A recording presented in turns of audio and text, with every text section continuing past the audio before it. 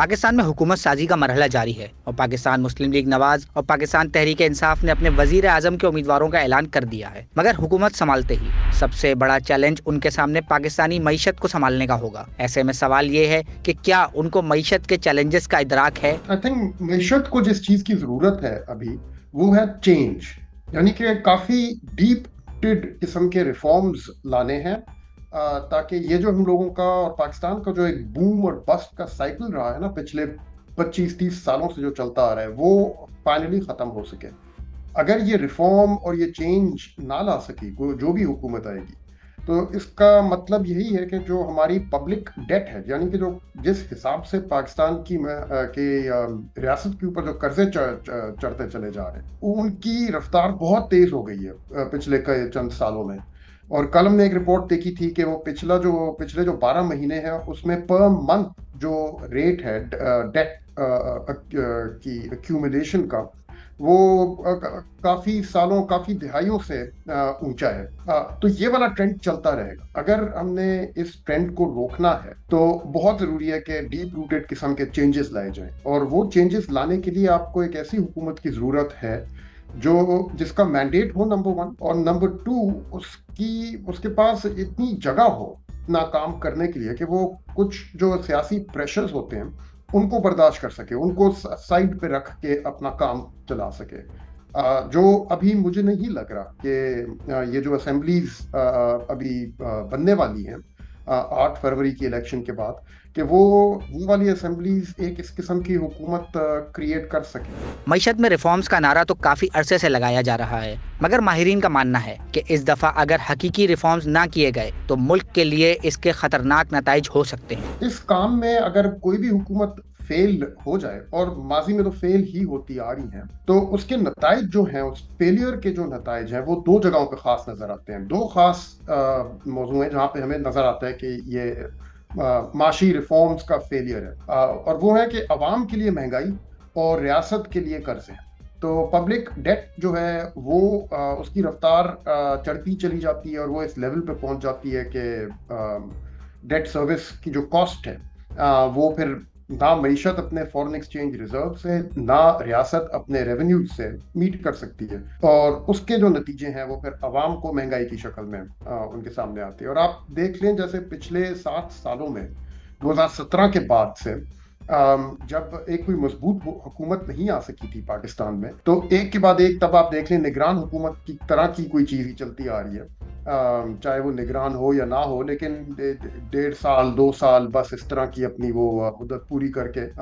نکل رہی تھی۔ 2017 سے لے کے آج تک ہم لوگ اس طرح ہی چل رہے تھے، اور اس کا نتیجہ پھر یہی ہے کہ 2017 میں اگر روپیہ 105 کا تھا، ڈالر 105 کا تھا، تو اب وہ 280 پہ پہنچا ہوا ہے، اور ہماری جو کنزیومر پرائس انڈیکس ہے وہ 30% سے نیچے بہت آئی نہیں رہی۔ اس لیول پہ اب وہ پہنچی ہوئی ہے کہ ہماری تاریخ میں کبھی نہیں آئی، اور بیٹھی بھی ہے ادھر، یعنی کہ نیچے بھی نہیں آ رہی۔ اور likewise with public date کہ ابھی ریاست کے جو سود کا خرچہ ہے وہ اس کے نیٹ فیڈرل ریونیو سے زیادہ ہے۔ یہ لائن ہم لوگوں نے 2019 میں کراس کر لی تھی کہ انٹرسٹ کاسٹ جو ہے گورنمنٹ کی it is larger than the net federal revenues of the federal government، یعنی کہ NFC award کے بعد جو ٹرانسفر ٹو the provinces ہوتے ہیں، اس کے بعد جو پیسے بچ جاتے ہیں فیڈرل گورنمنٹ کے پاس، it is less than the interest cost۔ اس کے بعد سود کی ادائیگی کے بعد جتنے بھی باقی خرچے ہوتے ہیں وہ پہ قرضوں کے ذریعے ان کو میٹ کرنے پڑتے ہیں۔ تو یہ والا ٹرینڈ ہمیں ایک بہت خطرناک جگہ کی طرف لے کے جا رہا ہے، اینڈ آئی تھنک اس کو توڑنا بہت ضروری ہے۔ لیکن فی الحال تو لگ رہا ہے کہ جو بھی حکومت آئے گی، ایٹ لیسٹ لگ نہیں رہا کہ ان کے پاس اتنی طاقت ہوئے گی کہ اس مسئلے کو وہ بنیاد سے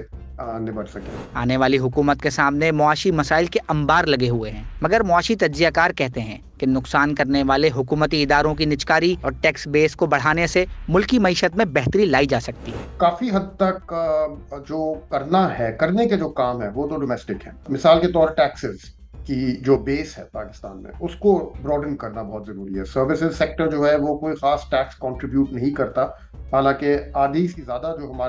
زیادہ جو پاکستان کا GDP ہے وہ سروسز سیکٹر سے آتا ہے۔ تو آپ کے ریٹیلرز، آپ کے ہول سیلرز، آپ کے ٹرانسپورٹرز، پھر آپ کے جو پروفیشنز ہیں جو پرائیوٹ پروفیشنز ہیں، چاہے چارٹرڈ اکاؤنٹنٹس ہوں یا لائرز ہوں یا ڈاکٹرز ہوں، ان سے اتنا زیادہ نہ ان سے کوئی اتنا زیادہ انکم ٹیکس آتا ہے، نہ آپ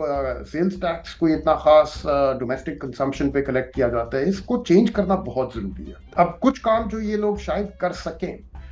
کہ شاید کچھ اسٹیٹ اونڈ انٹرپرائزز جن کے لاسز اور جن کی جو اینوئل سبسڈی کاسٹ جو اسٹیٹ کو پے کرنی پڑ رہی ہے، ہو سکتا ہے، پاسبل ہے کہ ان سے یا کم از کم 1-2 سے کچھ چھٹی مل سکے. کیونکہ اب جا کے آئی تھنک اتنا پولیٹیکل کنسنسس آ چکا ہے کہ اگر کوئی پرائیویٹائز کرنے کی کوشش کرے، پی آئی اے کے ایسیٹس کو اگر بیچنے کی کوشش کریں مثال کے طور، تو آئی تھنک اب پاسبل ہوگا. تو آئی تھنک ریونیو سائڈ پہ تو یہ لوگ نہیں اتنا زیادہ کر سکیں گے، کیونکہ اس میں ڈسرپشن ہوتی ہے، اس میں آپ کو اسپیشل اور ویسٹڈ انٹرسٹ کا سامنا کرنا پڑتا ہے، اس کے لیے آپ کو سیاسی طاقت چاہیے ہوتی ہے. لیکن پرائیویٹائزیشن شاید یہ لوگ کر سکیں، کیونکہ اس میں کافی حد تک کنسنسس بن چکا ہے اور ایک باڈی کریٹ ہو گئی ہے SIFC کے نام سے، جس کے انڈر اگر ہو جائے تو اتنے زیادہ لیگل آبسٹیکلز بھی نہیں کریٹ کیے جا سکتے. لیکن میرے خیال میں یہ لوگ پہلی چیز جو کریں گے کہ باہر سے جا کے سعودی عرب اور یونائٹڈ عرب ایمریٹس اور چائنا، ان سے جا کے پہلے یہ لوگ امداد مانگیں گے. پہلی چیز